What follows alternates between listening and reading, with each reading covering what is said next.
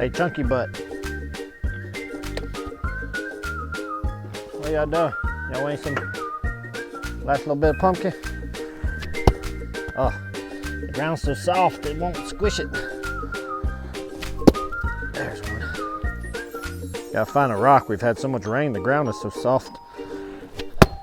There we go. What do you think of that, big dog? Huh? Oh, is that good? Is that good, little lady? Yeah, y'all love that pumpkin. Is that good, Mater? You like that, brother? Huh? You got straw in your eyes.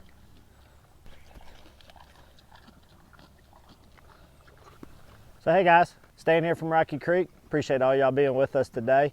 Been gone for a little bit. We've been enjoying the holiday season. I really wasn't trying to do any filming. 2021 was, although there was a lot of goods for the year, it was kind of a tougher year for us.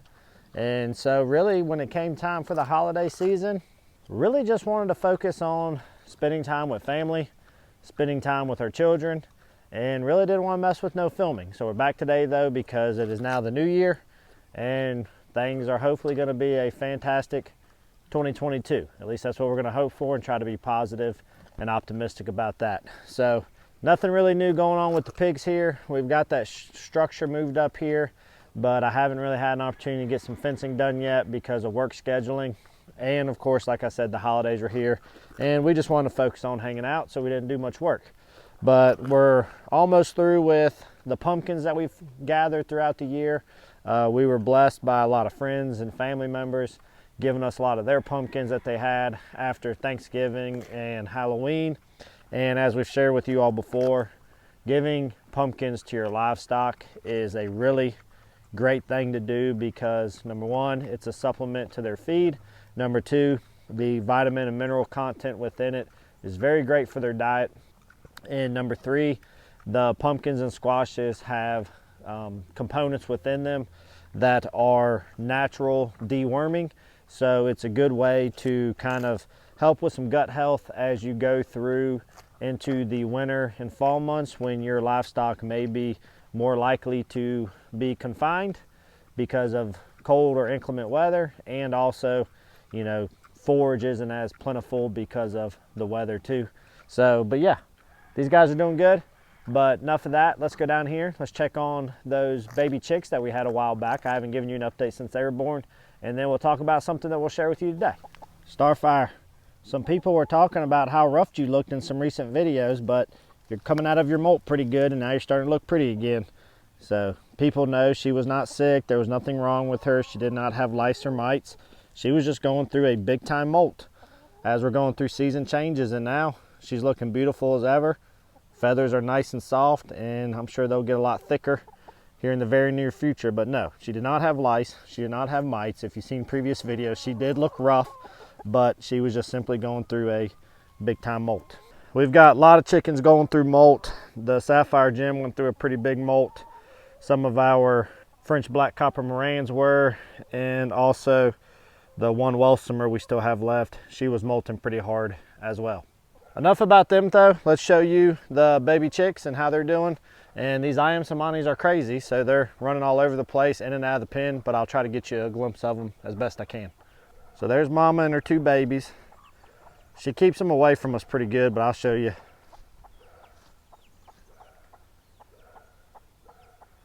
You may see them right there. There's one and two.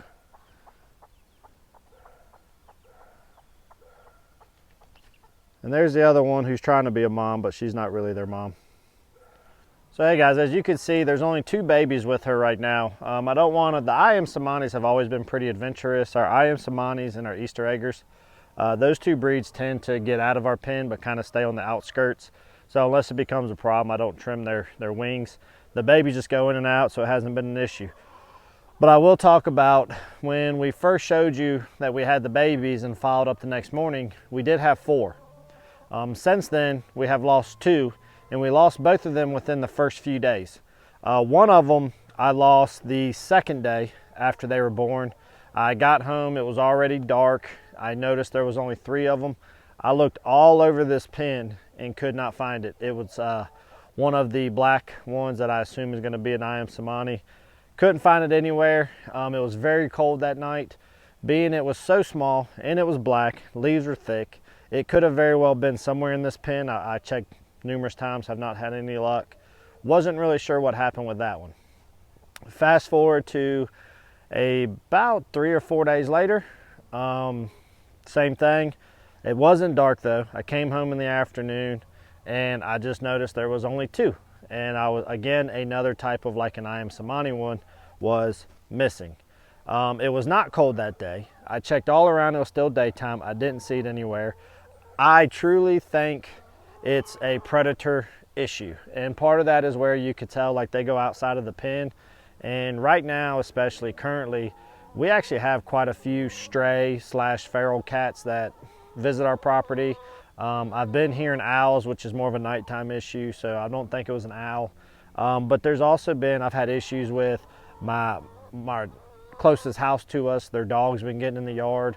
But nonetheless, I'm gonna go ahead and assume that probably a predator somehow got, I'm assuming that a predator though somehow got at least that one, because I can't find it nowhere. And I suspect that with the temperatures being fine with that one and for it just to disappear during the daytime, I think that that's what it's probably going to be. But the good news is it has now been a couple weeks and the 2 are doing fantastic. They've actually now on their own transitioned into the coop and they're actually roosting up on the roosting bar along with their mom. And they've been doing that now for about the last 3 or 4 days. Health-wise, they seem to be holding up pretty well. So I think we're out of the woodwork as long as it's not indeed a predator issue. Now, another reason why I suspect it may have been a predator is the mom has done a great job keeping them warm, sheltering them from bad elements. She's done very good at getting them the food and water and taking care of them in that fashion.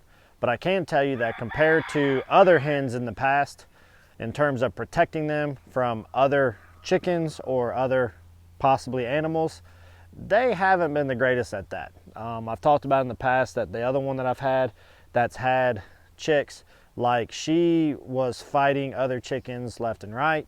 The chickens learned to respect her. They cleared out of the way. They stayed usually about good 4 to 5 feet away from her at all times.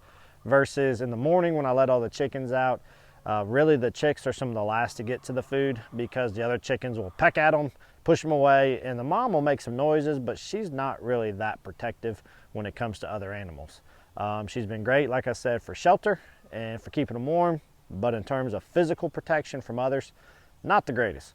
So that's another reason why I think that potentially we could have lost one and or both to predators, because they're not probably the most attentive mom when it comes to that during the daytime. But on a positive note, I didn't plan to have chicks. And so even though we lost the 2 that we have are very healthy. They're already in the coop with the other chickens. So if they're able to make it transition wise, this will be perfect. I won't have to do any integration. They'll just grow up here along with the flock. All will be good. And it's just a matter of waiting to see if they're going to be males or females. I'm thinking that the brown colored one is probably going to be a roux, and I'm hoping the black one is going to be a hen, but it's too early to tell right now. But I do feel like the brown chick that has coloration similar to an Easter egger or a cream leg bar, I'm thinking that one's going to be a roux. So I hope that provided you a pretty good update on what's going on with the chickens and the pigs. But our friends there at Rent A Coop, who I've always been a big fan of, sent me a new product that I think is going to be very beneficial for us with our rabbits, which is something we don't talk about very often. And I want to show you it and why I think it's going to be beneficial. And if it works well, you may want to look at it for yourself, and I may end up purchasing 2 additional ones if it works out well as well. So guys, we really don't get to talking about our rabbits very often. We bred our rabbits early on. Some people have asked, whether or not they're for meat or what, and just to kind of touch base on that, they were initially purchased as meat rabbits, but as most anything on this homestead is supposed to be for a purpose. When we had our first set of babies, the Mrs. Rocky Creek and Madison were adamant that I was not going to eat them. Not to say we may not get to that point at some time, but for right now I've accepted that. I'm not going to push the issue. They've been accepting of the pigs and the chickens so far, and so sometimes you pick your battles and go from there. They still do serve a purpose though, because I do collect their manure regularly, which is phenomenal for plants in the garden. So they technically still have a purpose, just not quite all the purposes that I want. But they do, breeding wise experience, they breed extremely well, extremely quickly, would be very easy to raise in a small area. But with that being said, they are very easy to raise. I've actually enjoyed them. They've been fine. The only issue that I run into right now with our rabbits, since we've raised them for a few years, has been the wintertime can be kind of difficult when the temperatures drop. And most of that's been because of their waters. Their waters will freeze up. I have to switch them out regularly. Sometimes I can't even get through a day without them freezing up, and I got to do it a couple times throughout the day. And as we all know, water is far more important than food when it comes to an animal's survival. So our friends here at Rent A Coop sent me this 2-liter heated drinker for rabbits. It can be used for chickens as well, but our friends at Rent A Coop also do items for rabbits and other small animals. They don't just specialize in chickens. So we're going to give this thing a try, but although the temperatures aren't freezing right now, I want to try it right now without it plugged up, see if the rabbit will take to it, and then if it's going well, then we'll look at trying it out when it's cold, see if it holds up, because I'm very curious to see if the nipple that it has in it won't freeze up in and of itself, even though the water stays unfrozen. So I want to put that to the test, and if it works, I very well will probably purchase 2 more of these for the rest of my chickens, for the rest of my rabbits, and give it a try. But let me pull it, let me get out of this package and I'll show you how it works. All right, so with this drinker comes actually 2 different nipples.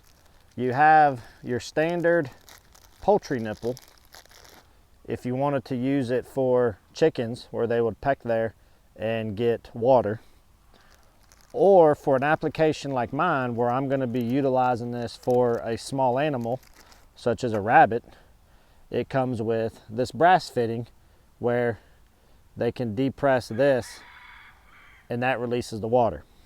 Now my rabbits have never used something like this. That's why I want to give it a test run.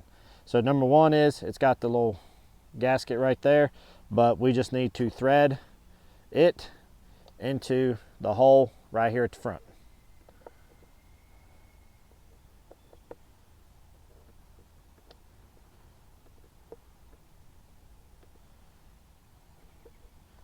Well, clearly I'm gonna have to get some pliers, I think.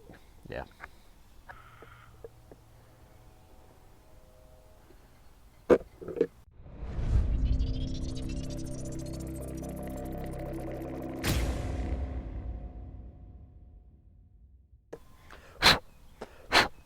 All right, brass fitting has been threaded in. You can see where it goes through right there.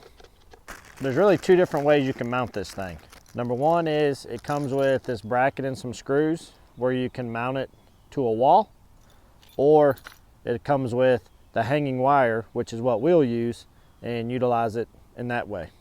So when you hang it though, you got to feed the wire through, and then it's got a space there where the nipple drops in between, so you don't have to try to feed that through as easy. And then it sits just like so, and then you got the lid will go on right there. So we're gonna go stick it on here right now and we'll see how it fits in here. So I'm gonna try this out at Miss Sweetie Belle's cage here.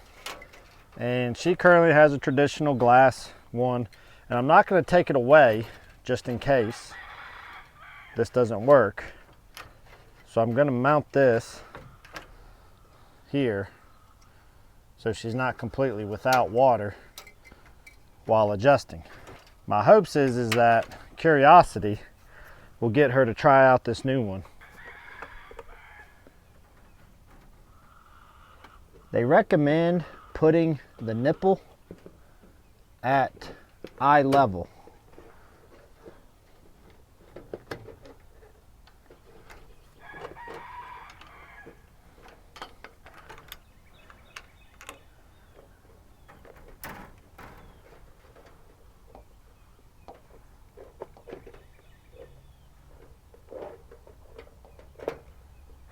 All right, there it goes.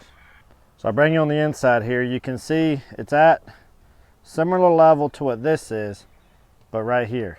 And so I'm very curious though, because my rabbits for years have used this where they do the ball versus this right here. So we're gonna get it filled up with some water, and then we'll see how little Miss Sweetie Belle here may do with it. Now they do give you this optional spring that goes all the way around this if you really want to hold it tight as like a reassurance. It's not necessarily required though.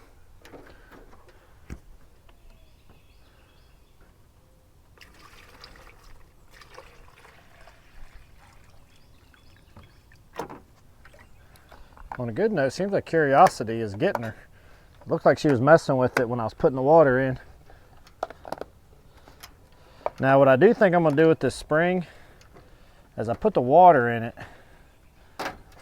you could tell that it put a little bit of weight up top versus it's got pretty good structure here.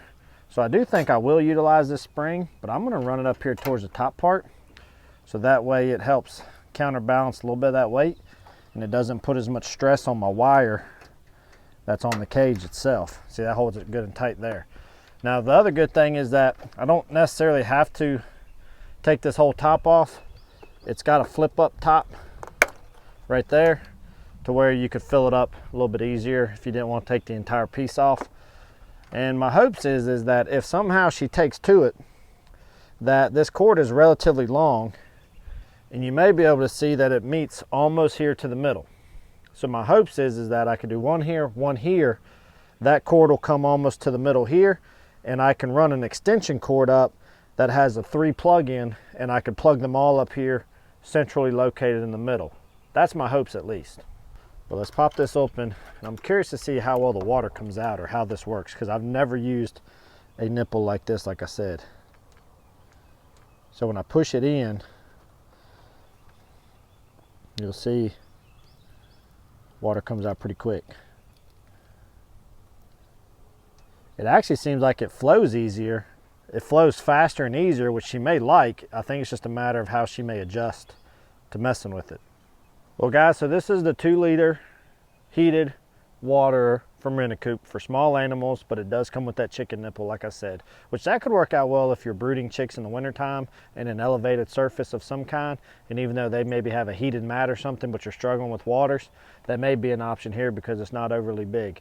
Now, rabbits are naturally a skittish type animal. So while this is here for a little bit, I think she'll eventually start to try it out. So I'll come out here several times throughout the day and take a look, probably more so at night because rabbits are most active at nighttime. So I'll come out here, see if she's utilizing it, see if she's taken to it. I may have to adjust the height slightly. It recommends that you put the nipple at eye level for whatever animal it is. And depending on how it is when she's up to it, I may be just a little low and I may elevate it just slightly, which will be super easy to do. As you can see, it's almost very little more work than what this is just because you have the frame, but that wasn't no problem at all. So I'm very excited to see how this works out because in the morning time, believe it or not, dealing with their iced up waters almost took me more time than trying to address my chickens or my pigs, especially when I got to be at work. So if this does work out and she takes to it, one, it'll give her a faster flow of water, which probably increases the amount she'll be able to drink. And number 2, it'll be able to keep it from freezing, and it'll just be better for them and better for me. So I'm really looking forward to see how this works out. If it works out really well, I'll be sure to let you all know. If you want to check it out for yourself, I'll drop a link for it down here in the description box below. But I would suggest that maybe you don't look at investing in it quite yet till I can try it out for a couple days to make sure that it seems like it's working well for me, so that way you don't waste your money. I really like Rent A Coop. I've been very pleased with almost all their products I've gotten. There is one product I've received from them that I wasn't as much of a fan of, which was a stand that you could put feed and waters on, which I shared with you all. But outside of that, all their products thus far, I've been a huge fan of. So guys, I hope this helps y'all out. We'll bring you back along with us to let you know how this works out very soon. But until then, y'all be good. Happy New Year to everybody. I hope everybody had a great Christmas as well. Guys, we appreciate you coming along. Y'all be good, and we'll see you here very soon on one of our next videos. Bye, guys.